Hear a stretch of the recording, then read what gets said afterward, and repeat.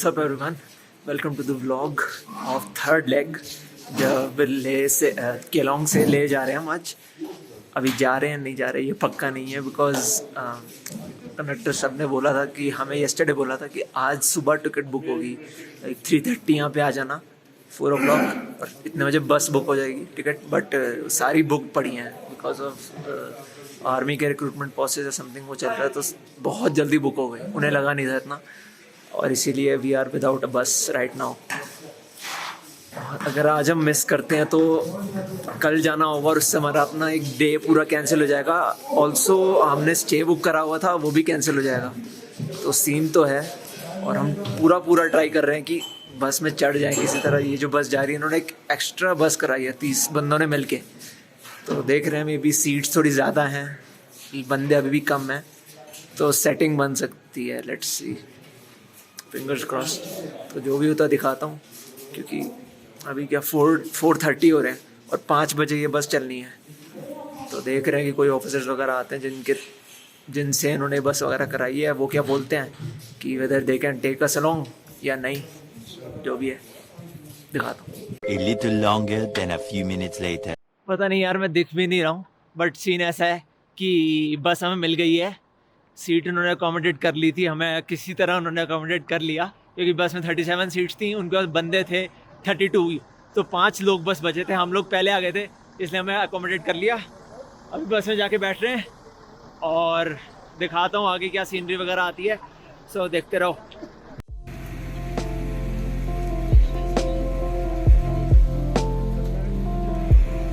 Jispa village Kelong से 30 kilometre आगे पड़ता है।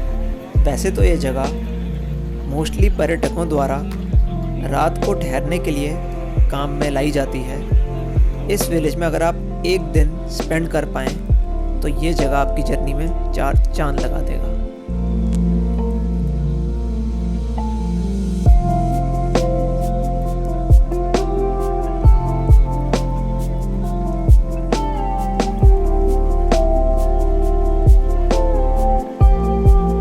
आज के दिन में कुछ तो अलग बात थी। 2 HRTC बसेस साथ में सेम डेस्टिनेशन के लिए इकट्ठे रास्ता नाप रही थी।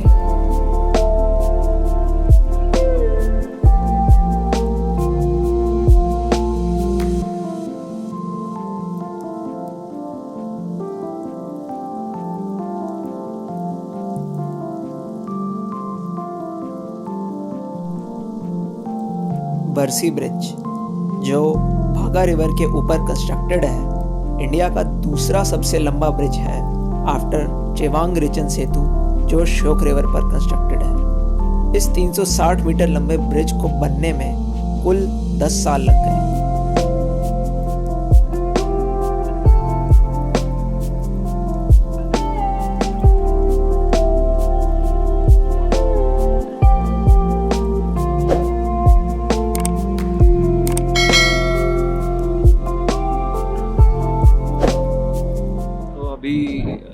फर्स्ट हॉल्ट पे बस रुकी है। हॉल्ट तो नहीं है, आई थिंक चेक पोस्ट था पीछे, तो वहाँ पे वो बात वगैरह करने गए हैं रिगार्डिंग दिस। और पीछे व्यू देखो यार, लैंडस्केप चेंज होता जा रहा है केलोंग से काफ़ी, और अब रॉकी एकदम सूखे से पहाड़ वगैरह शुरू होने लगे हैं। एंड ये पीछे देखो,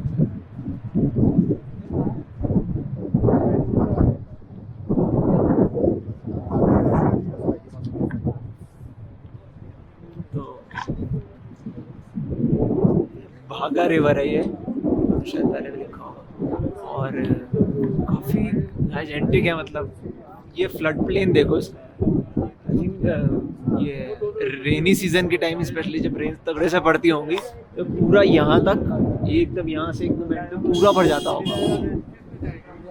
काफ़ी डेंजरस हो जाता है उस टाइम पे वाटर फ्लो, और better to keep off from here उस टाइम पे। अभी तो सही है एकदम, बस शॉर्ट ही ब्रेक था। आई थिंक सब आ गया। लेट्स मूव अहेड, दिखाता हूँ आगे। Hope you enjoying it. Better ही होगा आगे रास्ता।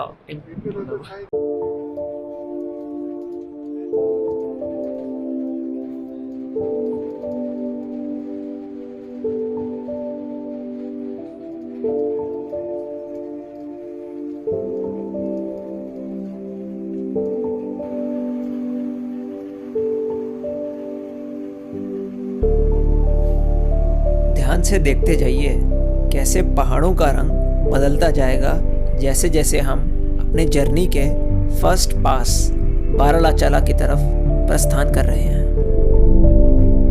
पैत्सियो और जिंगजिंग बार कैंप से निकलने पर तापमान काफ़ी ड्रॉप होने लग गया था। हवाएं इतनी बर्फीली होती जा रही थी कि हाथ में मोबाइल पकड़कर शूट करना भी बड़ा डेंजरस टास्क बन गया था। एक झटका लगा या ग्रिप छूटी तो शायद मोबाइल के पुर्जे भी नहीं मिलते। अपने मुंह, कान, नाक को अच्छे से वूलन क्लोथिंग से ढक कर रखें, क्योंकि यहाँ पर ठंड लगने की भरपाई आपको आने वाले हाई एल्टीट्यूड पर करनी पड़ जाएगी। ये जो कंस्ट्रक्शन होती आप देख रहे हैं, ये one of the 4 major tunnels की है जो मनाली से लेह के लिए प्लान करी गई है। ठीक जैसे अटल टनल ने केलोंग तक का डिस्टेंस इतना कम कर दिया है, वैसे ही लाचुंगला, तांगलंगला और बारालाचाला से टनल्स लेह पहुंचने का डिस्टेंस और टाइम काफ़ी कम कर देंगी। सूरजताल बारालाचाला पास से 15-20 मीटर नीचे उतरकर 4800 मीटर्स की हाइट पर स्थित है और इसी वजह से इसने भारत की 3rd हाईएस्ट एंड विश्व की 21st हाईएस्ट लेक का खिताब हासिल करा हुआ है। भागा रिवर भी सूरजताल से ही ओरिजिनेट होती है। सूरजताल लेक अभी ज़्यादा टाइम बचा नहीं है क्योंकि बस बहुत ही मुश्किल से रुकी, यहाँ पे थोड़ी देर के लिए रुकती नहीं है बिल्कुल भी। जस्ट फॉर दिस एक की थोड़ा बहुत भाई फ़ोटो वगैरह ले लें, पानी में नहीं बदलें। स्पॉट है, आपको मैं आगे शॉर्ट्स वगैरह दिखाता हूँ इसकी, मैंने लिए हैं कुछ तो बहुत सुंदर जगह है। क्या We are enjoying very much and sir. At the height of 15,000 altitude. Josh is high.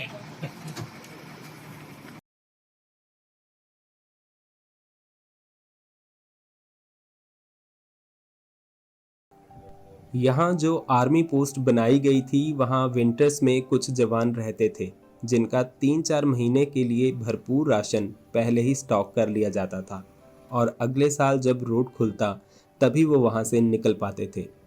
इस दौरान केवल रेडियो ही कम्युनिकेशन का जरिया था और किसी अत्यधिक ज़रूरत पर हेलीकॉप्टर वहाँ से निकलने का साधन। ये उस साल की बात है जब स्नोफॉल ने सारे रिकॉर्ड तोड़े और रेडियो लाइंस भी डाउन थी।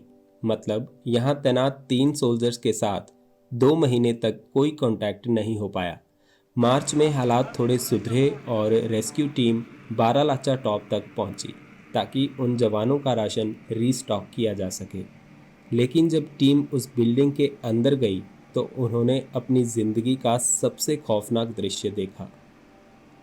वहाँ पर जो 3 सैनिक डिप्लॉयड थे उनकी कटी हुई लाशें वहाँ पर पड़ी हुई थी और एक चौथा आदमी भी वहाँ पर मौजूद था जो कि उनके बॉडी पार्ट्स को खा रहा था।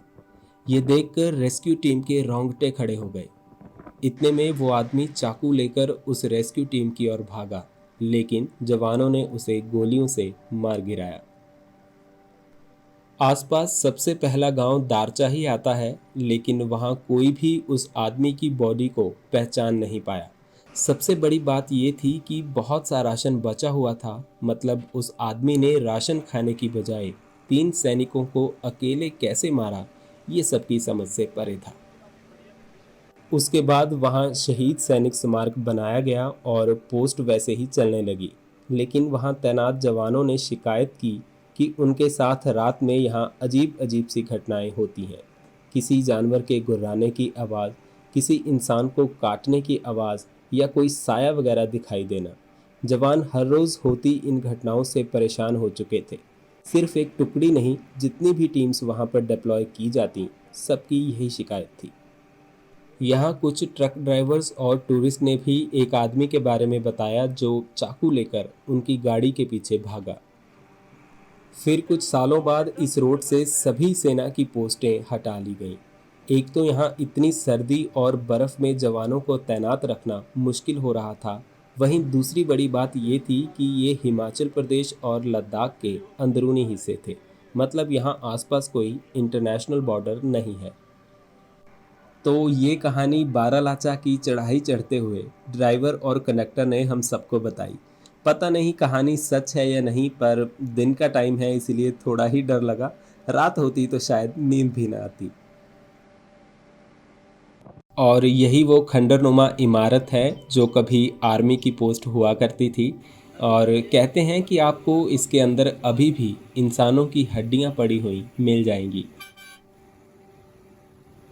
ये पास 4,890 मीटर की ऊंचाई पर है और यहाँ हर तरफ बर्फ़ ही बर्फ़ है। इस रोड पर सबसे ऊंचा पास तेंगलंगला आएगा जो कि 5,328 मीटर पर है, पर वहाँ भी अभी इतनी स्नो नहीं होगी जितनी कि यहाँ पर है। बारालाचा पास क्रॉस करना अपने आप में ही एक चुनौती रहता है क्योंकि मौसम यहाँ पर कभी भी बदल सकता है। रात के समय बारालाचा पर रुकना या फिर ठहरना मतलब मौत को सीधे चुनौती देने जैसा है। स्पीति, लद्दाख, ज़ांस्कर और लाहौल हर जगह के क्रॉस ट्रैक्स यहाँ पर आकर मिलते हैं।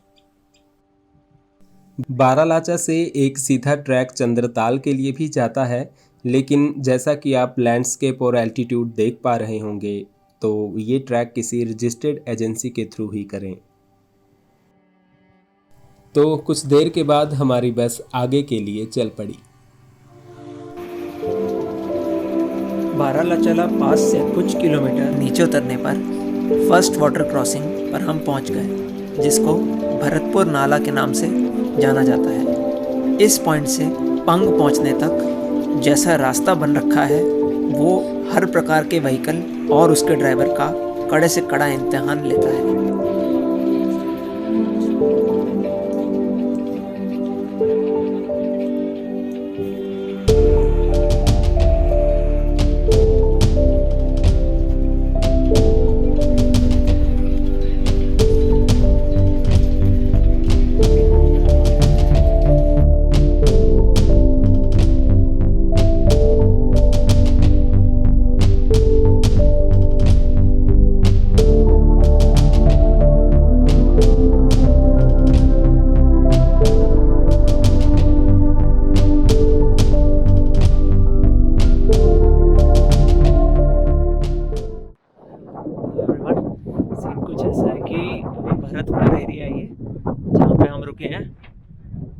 खाने के लिए रुके हैं, ब्रेकफास्ट के लिए, क्योंकि सुबह इतनी जल्दी, सुबह अराउंड 5 बजे चल दी थी बस, तो ब्रेकफास्ट वगैरह करके फिर अगली बार पता नहीं नेक्स्ट कभी रुकेगी, उतार देता हूँ यार। सीधी देखो यार,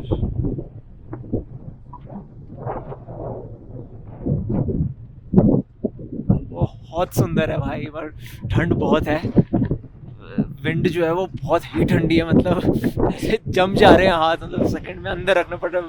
और क्यों ना हो यार, मतलब ये जो जगह, ये पास तो निकल गया, पहले बारालाचा आया था, अभी और आएगा, तो ये भी जगह पूरी फ्लैट सी है, तो यहाँ पे हवा भी बहुत तेज़ स्पीड से चलती है, तो इसीलिए भी बहुत ठंडा है। और मतलब क्या जगह है मगर यार, एकदम ही अलग टोपोग्राफी, बिल्कुल प्लांटेशन नहीं है, मतलब रेयरली पूरी रॉकी बना हुआ है ये जगह। और भैया ये भरतपुर है ना, भरतपुर है क्या? अच्छा आपको पता? अच्छा यहाँ पे रहते भी हैं, मैंने सुना है, इसके मैंने फोटो भी देखी है कि कमर पे रात को रह भी लेते हैं। बेटो क्या हो गया? तो आपको और आगे क्या खाते हैं?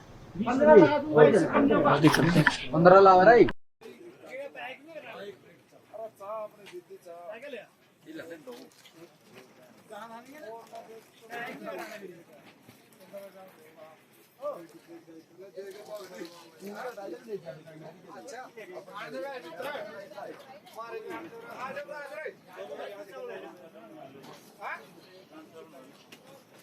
सीन कुछ ऐसा था कि जो बस जानी थी ना एक्चुअली में, जिसमें हमने जाना था, हमने वो कल बुक नहीं कराई, हमने ट्रिप हो रहा था सुबह करते ना, तो वो पूरी बुक हो गई थी, उस टाइम बुकिंग्स चल रही थी, तो वो बस तो जो एक्चुअल थी बस वो तो पैक हो गई थी।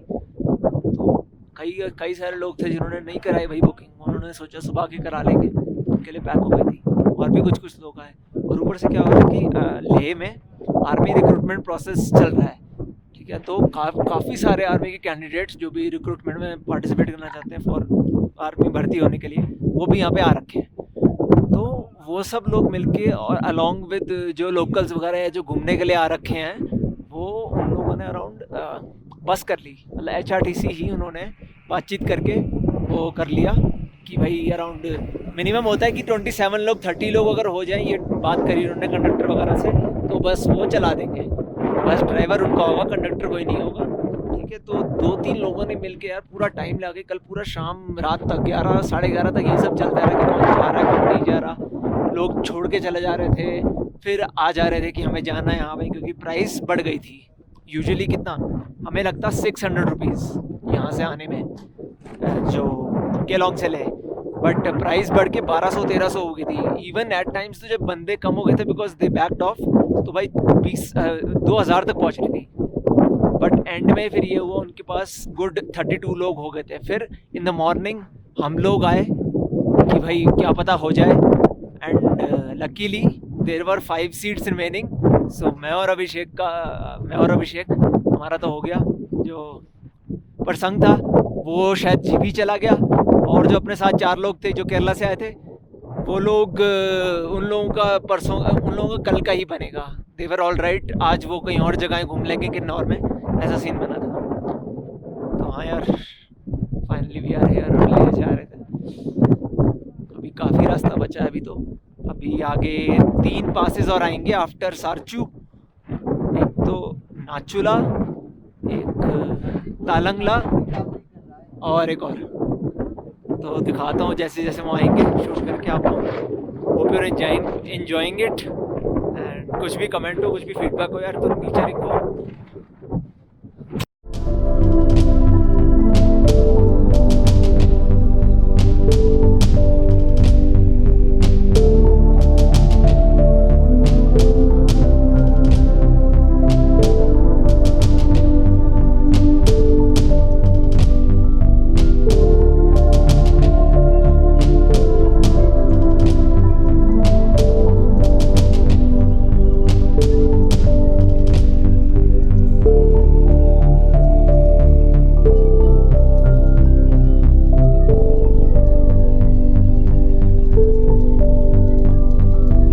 कई किलोमीटर दूर के डिस्टेंस पर बर्फीले पहाड़ों को पार करके अब हम सरचू की तरफ आगमन करने लगे।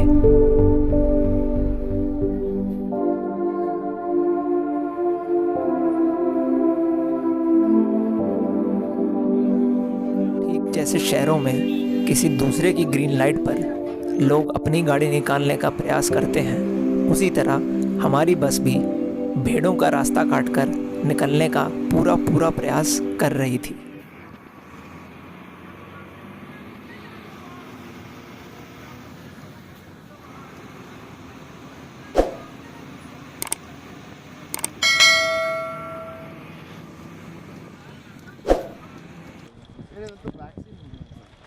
करीब 1.5 घंटे बाद हम पहुंच गए सरचू।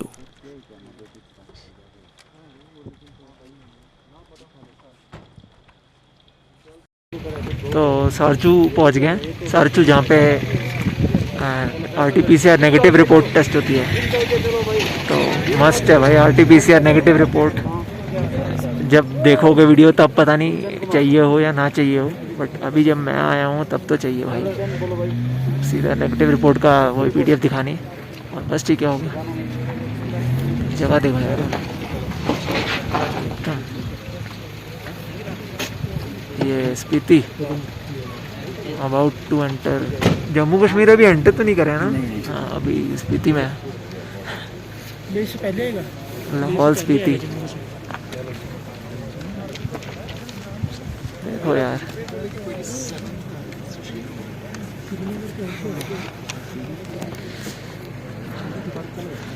अलग ही एकदम बन गया यार। बाकी जैसे क्लिप्स वगैरह देखी होंगी आपने यार, चीज़ें लगा भाई ये जगह।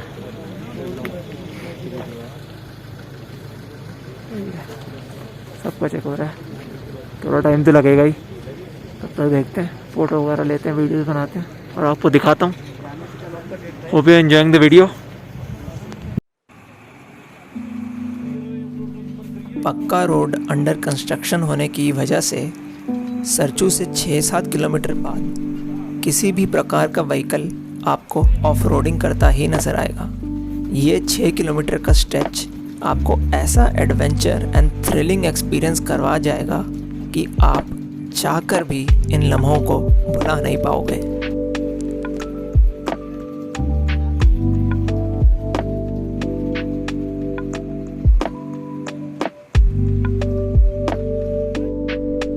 एडवेंचर वहीं ख़त्म नहीं होता। नेक्स्ट सेट ऑफ एडवेंचर आपको गाता लूप्स विटनेस कराएगा, जिसके अंदर कुल 21 कैंची मोड़ से होकर आपको गुजरना पड़ता है। एक काफ़ी प्रचलित कहानी है यहाँ आने वाले 19वें कैंची मोड़ की। ऐसा कहा जाता है कि 1999 में यहाँ एक ट्रक खराब हुआ था, जिसका ड्राइवर सरचू तक मदद मांगने गया था। उस रात बर्फबारी होने की वजह से वो ट्रक तक वापस नहीं आ पाया। जब अगले दिन वो वापस पहुंचा ट्रक के पास, तो उसको अपने साथी की डेड बॉडी रोड पर मिली। आज भी ऐसे लोकल्स कहते हैं कि पर्यटकों को उसका भूत पानी मांगते नजर आ जाता है। ये कहानी कितनी सच्ची या झूठी है, इसका पता आपको वहां से खुद गुजर कर ही चलेगा। जर्नी का दूसरा पास नकीला हमारी बस तेज हवा के झोंके की तरह पार कर गई।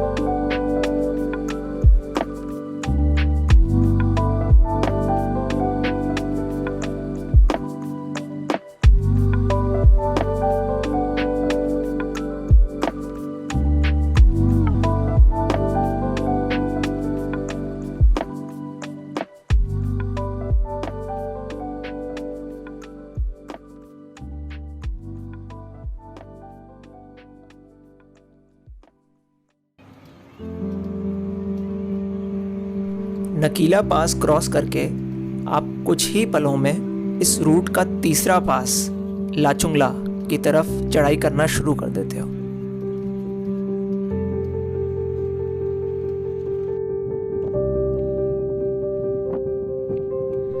इतनी हाइट पर सबसे इम्पोर्टेंट है कि आप अपने आप को थिक लेयर से कवर्ड रखें। एल्टीट्यूड सिकनेस फील होना ऐसी हाइट पर आम बात है, जिसको वक्त रहते सही मेडिकेशन लेकर डील करना आपकी फर्स्ट प्रायोरिटी होना चाहिए।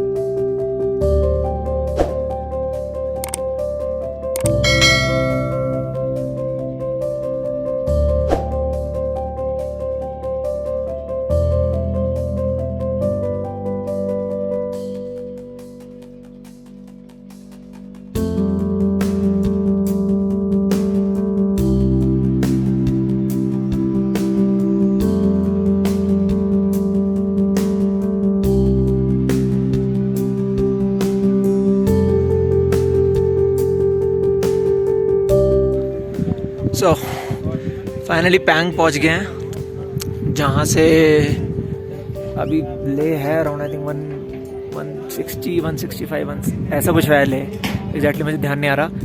तो यहाँ पहुँचने भी काफ़ी टाइम लग गया है, बहुत उतार चढ़ाव और रास्ता ख़राब है। ऑनेस्टली यहाँ का रास्ता काफ़ी ख़राब है, लाइक जस्ट बन रखा है रोड, जस्ट है मतलब कि हाँ भाई इस पे चलना है, बट वैसे कंडीशन काफ़ी ख़राब है रोड्स की, और बस वगैरह में रखते भी झटके काफ़ी हैं। But I think it's still less hards than coming through your own bike, क्योंकि बाइक वगैरह जो करना चाह रहा है, और आई बिलीव आई थिंक उनको अच्छा एक्सपीरियंस होना चाहिए to drive on these roads, कि बहुत हेक्टिक, बहुत स्ट्रेनियस हो सकता है भाई, और कैजुअलिटी भी हो सकती है, बड़ी बात नहीं है, ठीक है। तो हाँ, गाड़ी वाड़ी से भी लोग वो गा रहे हैं, और that is also fine, but बस से जाने का वो किया है हमने। तो अब तलंगला पास अब क्लाइंब करेंगे थोड़े टाइम बाद, एंड जो भी होता है आपको दिखाता हूँ। बट अब हो सकता है I will straight forwardly show you the Talangla pass, because I don't think so कि एयर को इतना ज़्यादा भी लेना ठीक रहेगा। एंड ऑल्सो धूप जो है यहाँ पे बहुत तेज़ होती है, तो सनबर्न तो ऐसे मैंने सनस्क्रीन वगैरह लगाई है, बट स्टिल देखते हैं क्या क्या होता है। तो hope you liking the video so far, and जो भी कमेंट फीडबैक है अगेन डालना नीचे। सी यू लेटर।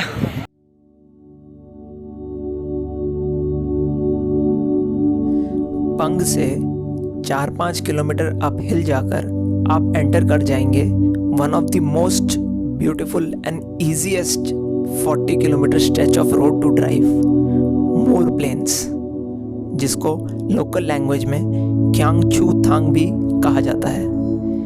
क्यांग चू थांग का मतलब है ऐसे प्लेन्स जहां कियांग नामक जानवर को पानी नहीं मिलता है।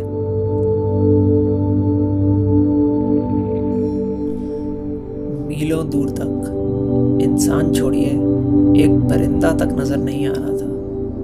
मेरे साथ सफ़र कर रहे यात्री भी कुछ हद तक एल्टीट्यूड सिकनेस फील करने लग गए थे, और इसी वजह से मेरे भी सर में बहुत तेज दर्द उठाया था। ज़रा सोचिए, लोग 4800 मीटर पर ट्रैक करने जाते हैं, एक्लेमेटाइज होकर धीरे धीरे चढ़ाई करते हैं, और यहाँ हम थे जो कुछ ही घंटों में 10,000 से 16,000 फीट की ऊंचाई पर सफ़र कर रहे थे। बीआरओ के जवानों की जितनी तारीफ की जाए उतनी कम है। ऐसे रोड शहरों में देखने को आंखें तरस उठती हैं, और इन्होंने इतनी ज़्यादा हाइट्स पर यह संभव कर दिखाया है। कमाल की बात है।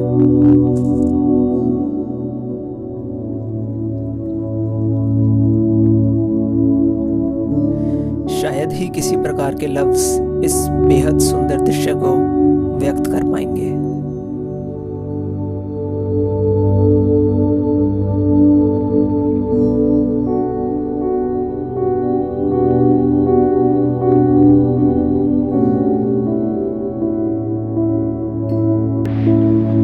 तालंगला पास पहुंच गए हैं एट 17,000 फीट। या थैंक यू। सो हालत टाइट हो यही है ना। तो बस काफ़ी शॉर्ट होल्ड के लिए रुकी थी भी, बस टाइम ऑलरेडी लेट हो गया। अब मैंने क्लिप्स वगैरह दिखाया या दिखाऊंगा। Last pass now we go off to Upshi. 110 kilometre is still left to Leh. लग जाएगा टाइम। कर लिया यार, हो गए हैं। जस्ट थोड़ा सा पार्ट रहता है, वो भी हो जाएगा। जाया करो भैया, बोल के जाया करो। कितने बार बोला है? सारे उड़िया जी आ गए सारे। हाँ दिखाता हूँ आगे। रहती है तो बस टाइट हो रही है, हालत काफ़ी टाइट हो रही है। Later. तो अभी उपशी पहुँच गए। तांगा के बाद तो क्या ही शूट किया मैंने, बट उपशी में ये रैपिड एंटीजन टेस्ट होगा। अगर नेगेटिव रिपोर्ट नहीं है तो, अगर है तो डायरेक्ट दिखा के बस डिटेल्स वगैरह भर के दे लेट यू गो। ठीक है, तो क्लियर सीन है भाई। नेगेटिव रिपोर्ट रखो ही, सिंपल काम रहेगा फिर, नो हैसल, नथिंग मच। ठीक है, वरना देख लो भाई, ये लाइन देख लो, इसमें लगना पड़ेगा।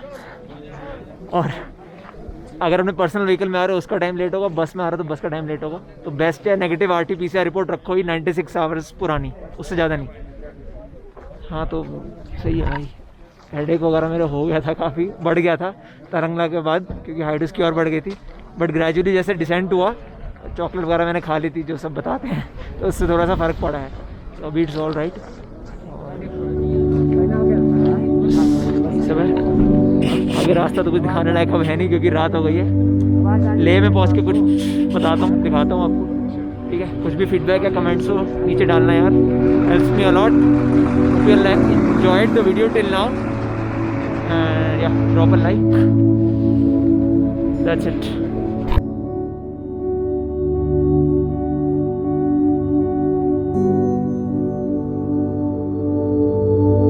करीब 19 घंटे की जर्नी के बाद थर्ड लेग हमने कंप्लीट कर ही ली।